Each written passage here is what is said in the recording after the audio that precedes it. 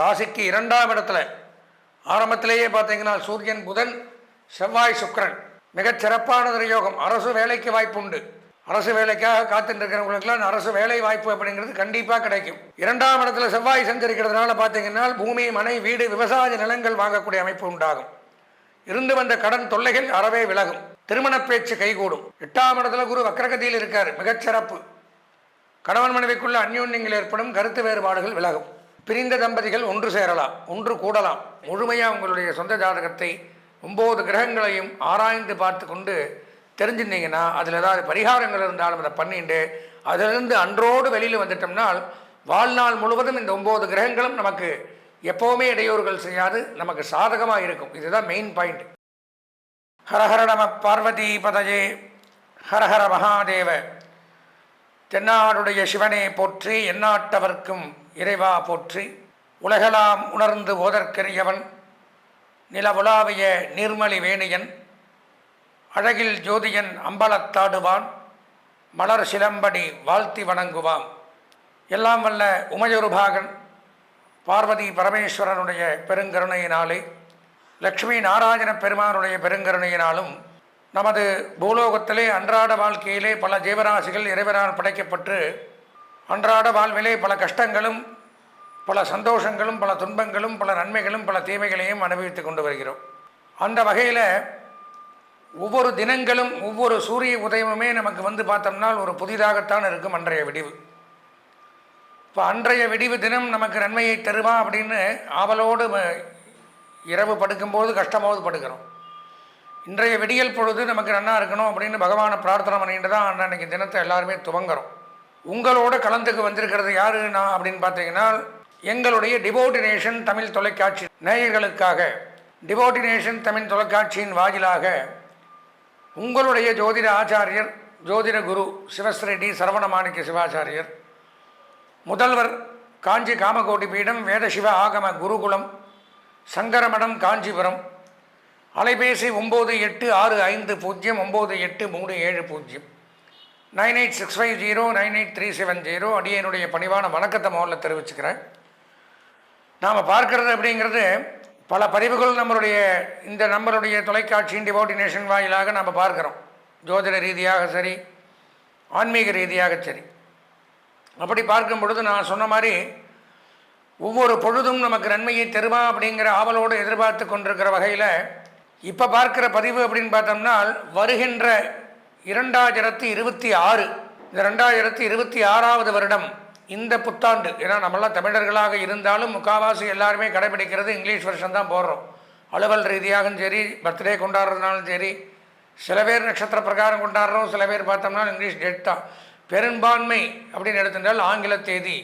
இப்போ ஆங்கில புத்தாண்டை தான் ஜனவரி 1ன்னு கொண்டாடி, ஏன்னா எல்லாமே அலுவல் ரீதியாக எல்லாமே அப்படி தான் நம்ம பழக்கத்தில் கொண்டு வரோம். அப்படி பார்க்கும் பொழுது இந்த 2026ஆம் ஆண்டு 12 ராசிகளுக்கும் அன்றைய அந்தந்த வருஷத்தினுடைய நிலவர பிரகாரம் என்னென்ன பயிற்சிகள் நடக்கும், எப்படி இருக்கும் அப்படிங்கிறதெல்லாம் நம்ம பல வகையான ஜோதிட நூல்கள், அரிச்சுவடிகள், புலிப்பாணி சித்தர் இவரெல்லாம் எழுதி வைத்துட்டு போன பிரகாரம் இன்னென்ன கிரகம் இந்த இடத்துல இருந்தால் இன்னென்ன நன்மைகள் அப்படிங்கிறது தான் இந்த பதிவில் நம்ம தெளிவாக பார்க்க இருக்கிறோம்.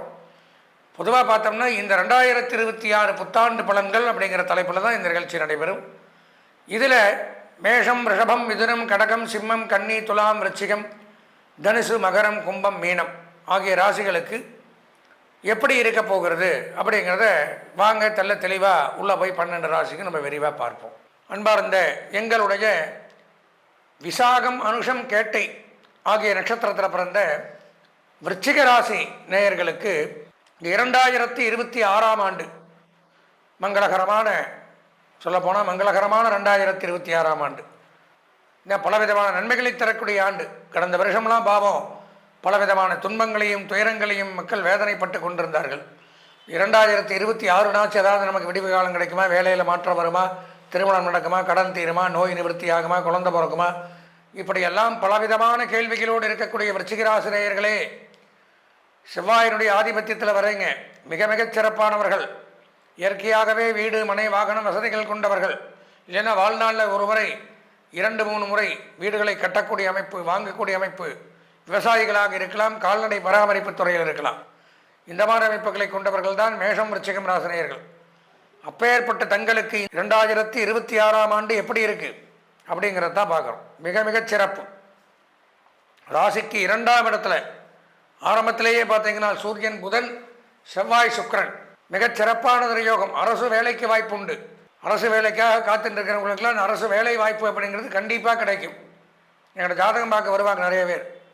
இந்த எக்ஸாம் எழுதிட்டேன், இந்த எழுதிட்டேன், அதை எழுதிட்டேன், எப்போ எனக்கு கிடைக்கும், குரூப் 1 குரூப் 2 இதெல்லாம் எழுதியிருக்கேன், 1 மார்க்கில் போயிடுச்சு, அரை மார்க்கில் போயிடுச்சுன்னு சொல்லுவாங்க. அப்படியெல்லாம் இல்லாமல் இந்த 2026 அரசு உத்தியோகம், அது சென்ட்ரல் கவர்மெண்ட்டாக இருந்தாலும் சரி, ஸ்டேட் கவர்மெண்ட்டாக இருந்தாலும் சரி, அரசு வேலைக்காக விண்ணப்பிச்சிருக்கிறவங்களுக்கு கண்டிப்பாக அந்த அரசு வேலை அப்படிங்கிறது கிடைக்கக்கூடிய வாய்ப்பு உண்டாகும். பேச்சினால் பல காரியங்களை சாதித்துக் கொள்ளக்கூடிய அமைப்பு. வாய் ஜாலம், வார்த்தை ஜாலத்தினால் வெல்லக்கூடிய அமைப்பு. வாக்கு வன்மை ஏற்படும். தகப்பனாருடன் ஏதாவது பிரிவு விரிசல்கள் இருந்தால் அதெல்லாம் சரியாகி ஒன்று கூடக்கூடிய அமைப்பு ஏற்படும். அரசாங்க பாராட்டுக்கள் கிடைக்கும். அரசாங்கத்தின் மூலம் சொத்துக்கள் நமக்கு கிடைக்கும், தானமாக கொடுப்பாங்க. அந்த மாதிரி அமைப்புகள் உண்டாகும். அரசாங்க வேலை கிடைக்கும். அரசியலில் ஈடுபடுபவருக்கு பெரிய பெரிய பொறுப்புகளும் பதவிகளும் தானாக தேடி வரும். உயர்கல்வி, பத்திரப்பதிவுத்துறை, வருமான வரித்துறை, வருவாய்த்துறை, இன்கம் டேக்ஸ், சேல் டேக்ஸ் இதில் பணியாற்றக்கூடியவர்கள், ரெவென்யூ டிபார்ட்மெண்ட், அதே மாதிரி பார்த்திங்கன்னா மாவட்ட ஆட்சியர் அலுவலகத்தில் பணியாற்றக்கூடியவர்கள், ஊரக வளர்ச்சித்துறை, உள்ளாட்சித்துறை இதில் பணியாற்றக்கூடியவர்களுக்கெல்லாம் நன்மை சற்று கூடுதலாக கிடைக்கக்கூடிய அமைப்பு அப்படிங்கிறது ஏற்படும். 2ஆம் இடத்துல செவ்வாய் சஞ்சரிக்கிறதுனால பார்த்திங்கன்னா பூமி, மனை, வீடு, விவசாய நிலங்கள் வாங்கக்கூடிய அமைப்பு உண்டாகும். இருந்து வந்த கடன் தொல்லைகள் அறவே விலகும். திருமண பேச்சு கைகூடும். தடைபட்டு வந்த திருமணங்கள் நிச்சயிக்கப்படும். பொன்பொருள், ஆடை, ஆபரணங்கள் சேர்க்கை உண்டாகும். காதல் திருமணம் வெற்றி பெறும். பஞ்சு, பருத்தி, ஜவுளி, நூல் சம்பந்தமான தொழில் பண்ணக்கூடியவர்களுக்கு நன்மை ஏற்படும். உலோகத் தொழில் பண்ணுறவங்க, தங்கம், வெள்ளி, ஜுவல்லரி வச்சு நடத்தக்கூடியவர்கள், நகை செய்பவர்கள், நகை வியாபாரிகள் இவர்களுக்கெல்லாம் கூடுதல் நன்மை அப்படிங்கிறது எடுத்துக்கலாம். ராசிக்கு 4ஆம் இடத்துல ராகு பகவான் மிகச்சிறப்பு. வெளியூர் பிரயாணங்கள், வெளிநாட்டு பிரயாணங்கள் நன்மையை தரும். வெளிநாட்டில் போய் வியாபாரங்கள் பண்ணலாம். வெளிநாடு ஏதோ ஒரு காரணத்திற்காக இந்த ஆண்டில் வெளிநாடு போயிட்டு வரலாம். அந்த மாதிரி அமைப்புகள் உண்டு. ஒரு சில பேருக்கு சொந்த ஜாதகத்தில் சரியில்லை அப்படிங்கிற பட்சத்தில் தாயாருக்கு உடல்நலம் பாதிக்கப்படலாம். தாயாருக்கு மருத்துவ செலவுகள், அறுவை சிகிச்சைகள் இந்த மாதிரிலாம் வரக்கூடிய அமைப்பு அப்படிங்கிறது ஏற்படும். 4ஆம் இடத்துல ராகு இருக்கிறதுனால. 5ஆம் இடத்துல சனி. பூர்வீக சொத்துக்கள் வாங்கி குவிக்கலாம். அசையாத சொத்துக்கள் வாங்கலாம். வாகனங்கள் வாங்கி மகிழக்கூடிய அமைப்பு. புதிய புதிய வாகனங்கள், என்ன வாகனம் பிடிக்குதோ மார்க்கெட்டில் அன்றைக்கி சந்தையில் என்ன வாகனம் வந்திருக்கோ அதை வாங்கலாம். வாகன அமைப்பு உண்டாகும். வாகன பழுதுகள் நீங்கும். சில பேருக்கு பார்த்தீங்கன்னா கடந்த வருஷம் 2.5 வருஷமாக தொட்டு தொட்டு தொட்டு ஒரு ரிப்பேராக அந்த காரே வாங்கிடலாம், புதிய வாகனமே வாங்கிடலாம், மாற்றி மாற்றி மாற்றி ரிப்பேர் பண்ணிகிட்டே இருப்போம். அந்த மாதிரி ஒரு சூழ்நிலையில் கொடுத்துட்டுருக்கு. அதில் எல்லாம் விடுபட்டு புதிய வாகனங்கள் வாங்கக்கூடிய யோகங்கள் ஏற்படும். வாரிசுகள் மூலம் நன்மை. வாரிசுகள் இல்லாத தம்பதிகளுக்கு வாரிசுகளும் உண்டாகும். அந்த மாதிரி அமைப்புகள் ஏற்படுது. 8ஆம் இடத்துல குரு வக்ரகதியில் இருக்கார். மிகச்சிறப்பு. கணவன் மனைவிக்குள்ள அந்யோன்யங்கள் ஏற்படும். கருத்து வேறுபாடுகள் விலகும். பிரிந்த தம்பதிகள் ஒன்று சேரலாம், ஒன்று கூடலாம். அந்யோன்யமாக இன்பச் சுற்றுலாக்கள், வெளியூர் பிரயாணங்கள் செல்லக்கூடிய அமைப்பு அப்படிங்கிறது ஏற்படுது. உணவகங்கள், கேட்ரிங் சர்வீஸ், ஹோட்டல்ஸ் வச்சு நடத்துகிறவங்க, கேன்டீன், உணவு பண்டகங்கள், தின்பண்டங்கள், டீ ஷாப், பேக்கரி இது மாதிரி சாப்பிட்ற ரீதியாக என்ன பொருள் தயாரித்தாலும் அதை விற்பனை செய்தாலும் அவர்களுக்கு மிகச்சிறப்பான நேரம். விருச்சிக ராசியாக இருந்து புதுசாக ஒரு தொழில் துவங்குறோம் அப்படின்னா கண்டிப்பாக இந்த மாதிரி லைனில் ஆரம்பிங்க. இந்த ஆண்டு சூப்பராக இருக்கும். எதிர்பார்த்ததை விட பல மடங்கு வருமானங்கள் அதிகரிக்கும். அதே மாதிரி பியூட்டி பார்லர், சலூன், உடற்பயிற்சி கூடங்கள் வச்சு நடத்துகிறவங்களுக்கு நன்மை சற்று கூடுதலாக உண்டாகுது. 10ல் கேது, அதுவும் நன்மை. அது 9க்கு வந்துடுவார். அப்போ வியாபாரிகள் அரிசி, பருப்பு, தனதானியங்கள், காய்கறிகள், மளிகை பொருட்கள் இவர்கள் வியாபாரம் பண்ணக்கூடியவர்களுக்கும் நன்மை சற்று கூடுதலாக உண்டாகுது. பொதுவாக விருச்சிக ராசி அப்படின்னு பார்த்தா இந்த 2026ஆம் ஆண்டில் ஒரு 100க்கு 90% நன்மைகள். அதில் கல்வி பயிலக்கூடிய மாணவர்களுக்கு 95% நன்மைகள். கலைத்துறை, அரசியல்வாதிகள், பெண்கள் இவர்களுக்கு 90% நன்மைகள். சுயதொழில், உத்தியோகம், வியாபாரம், விவசாயம் செய்பவர்களுக்கும் 90% நன்மைகள் உண்டாகுது. இந்த ஆண்டு தங்களுக்கு அதிர்ஷ்டமான வண்ணம் சிவப்பு, அனுகூலமான திசை தென்மேற்கு, அதிர்ஷ்டமான எண் 6, வணங்க வேண்டிய தெய்வம் தட்சிணாமூர்த்தி. அன்பார்ந்த நேயர்களே, நாம் இதுவரைக்கும் பொதுவாக கோச்சார ரீதியான கிரகங்களை வைத்து நான் முதல்ல சொல்லியிருக்கேன். கோ அப்படின்னா கிரகங்கள், சாரம் அப்படின்னா பயிற்சியாகுதல். அப்போ இந்த 9, அதாவது கோள்களின் சாரம் கோச்சாரம்னு சொல்லுவாங்க. கோள்கள் சாரம்னா ஒரு இடத்த விட்டு இன்னொரு இடத்துக்கு போகிறது. நாமெல்லாம் எப்படி ஒரே இடத்துல உட்காந்துருக்க முடியாது. நான் உட்காந்துருக்கேன்னா இங்கேயே 24 மணி நேரம் உட்கார முடியாது. அங்கேயும் இங்கேயும் அலையிற மாதிரி கிரகங்களும் ஒரே ராசியிலேயே ஒரே இடத்துலையே ஒரே வீட்டிலே இருக்காது. வீடுன்னு சொல்லக்கூடியது தான் ராசிகளைத்தான் வீடுன்னு சொல்லுவோம். நமக்கு வீடுங்கிற மாதிரி நம்ம கிரகங்களுக்கு வீடுன்னு சொல்லக்கூடியது இந்த 12 ராசிகள். ஒவ்வொரு கிரகத்துக்கு ஒவ்வொரு ராசி சொந்த வீடு. சொந்த வீடாக இருந்தாலும் அந்தந்த வீட்டிலே அந்தந்த கிரகங்கள் தங்காது. ஒரு ராசியை விட்டு மற்றொரு ராசிக்கு போயிண்டும் வந்துட்டும் இருக்கும். அதற்கு கால அவகாசங்கள் உண்டு. சூரியன்னா 1 மாத காலம், சந்திரன் 2.5 நாட்கள், செவ்வாய் புதன் சுக்கிரன் 1.5 மாதம், சனி பகவான் 2.5 ஆண்டுகள், ராகு கேது 1.5 வருஷம், குரு பகவான் 1 வருஷம். இப்படி பயிற்சியாகி கொண்டு இந்த 1 வருஷத்துக்குள்ளே இந்த குரு ராகு கேது இவாள்லாம் பயிற்சியாவா 2026க்குள்ளே. அதெல்லாம் வச்சு தான் நம்ம என்னென்ன கிரகங்கள் எங்கெங்கே பயிற்சியாகி நமக்கெல்லாம் என்னென்ன நன்மை தீமைகளை கொடுக்குது அப்படிங்கிறத ஜென்ரலாக பொதுவான பலன்களாக பார்த்துருக்கோம், காம்பவுண்டாக. அது போக அவரவர்களுக்கென்று ஒரு சொந்த ஜாதகம் இருக்கும். நாம் பிறந்த நேரத்தில் இப்போ ஒரு குழந்தை பிறக்குதுன்னா இந்த நேரம், இந்த நட்சத்திரம், இந்த ராசி, இந்த லக்னம், இதில் இப்போ என்ன 9 கிரகங்களும் இந்த டைமில் என்னென்ன கட்டத்தில் இருக்கோ அது இப்போ பிறக்கிற குழந்தைக்கு சொந்த ஜாதகமாக அமையும். இந்த சொந்த ஜாதகம் அப்படிங்கிறது தான் 100க்கு 100% அவன் தலையில் எழுதக்கூடிய விதி. அது பிரகாரம் தான் அன்றாட நடக்கும். மற்றபடி இந்த கிரக பயிற்சிகள் அப்படின்னு சொல்லக்கூடியதெல்லாம் பொதுவான பலன்களை குறிக்கும். 10ஓட 11 அப்படி சொந்த ஜாதகத்தில் நம்ம குறிப்பிடக்கூடிய பலன்கள் மாறவே மாறாது. இதுதான் நடக்குன்னா அவனுக்கு மட்டும் இண்டிவிஜுவலாக இதுதான் நடக்கும். மேஷராசியில் பிறக்கிறான், ஒருத்தர் முதலமைச்சராக இருக்கலாம், ஒருத்தர் ரொம்ப லோவில் இருக்கலாம், ஒருத்தர் கையில் அடிபடலாம், ஒருத்தர் கை நல்லா இருக்கலாம். இதெல்லாம் பொது பலனில் வராது.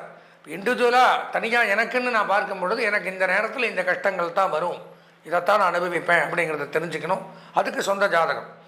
அப்போது நம்ம என்ன தான் இந்த புத்தாண்டு பலன்களை நான் தெளிவாக விரிவாக சொல்லியிருந்தாலும் எதற்கும் ஒரு முறை நமது நேயர்கள் தங்களுடைய சொந்த ஜாதகத்தை முழுமையாக பார்த்து தெரிஞ்சு இந்த வருஷத்தில் நம்ம இதெல்லாம் பண்ணக்கூடாது, இதை பண்ணலாம், இந்த நன்மைகள் இந்த நேரத்தில் இந்த காலகட்டத்தில் நமக்கு நடக்க போகுது, அந்த அரிய வாய்ப்பை நம்ம பயன்படுத்திக்கலாம் இப்படிங்கிறதெல்லாம் அதை வச்சு தான் இன்ன தசாபுத்திகள் நடக்குது, இன்ன லக்னம் நமக்கு, இன்ன கிரக நிலவரங்கள், இதெல்லாம் தெரிஞ்சுக்கணும். அப்படின்னா அவசியம் வாழ்க்கையில் ஒரு தடவை சொந்த ஜாதகத்தை பார்க்கணும்.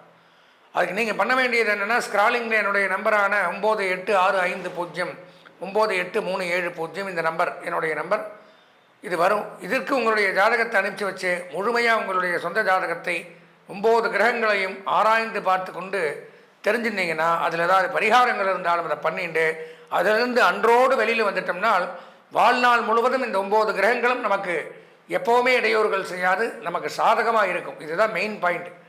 அதில் ஏதாவது ஒரு சின்ன கரும்புள்ளி, சின்ன ஒரு தோஷம் இருந்தாலும் எந்த நல்லது வந்தாலும் நம்மளால் அதை அனுபவிக்க முடியாத ஒரு கஷ்டத்தில் இருந்துருப்போம். இது முக்கியமான கருத்து, தெரிஞ்சுக்கணும். அதனால் சொந்த ஜாதகத்தை ஒரு முறை பார்த்து உங்களுடைய ஜாதகத்தில் இருக்கக்கூடிய தோஷங்களை விலகி நீங்கள் எல்லாம் வாழ்வாங்கு வாழ வேண்டும் என்று இறைவனை பிரார்த்தித்து ஆசீர்வதித்து விடைபெறுகிறேன். நன்றி, வணக்கம்.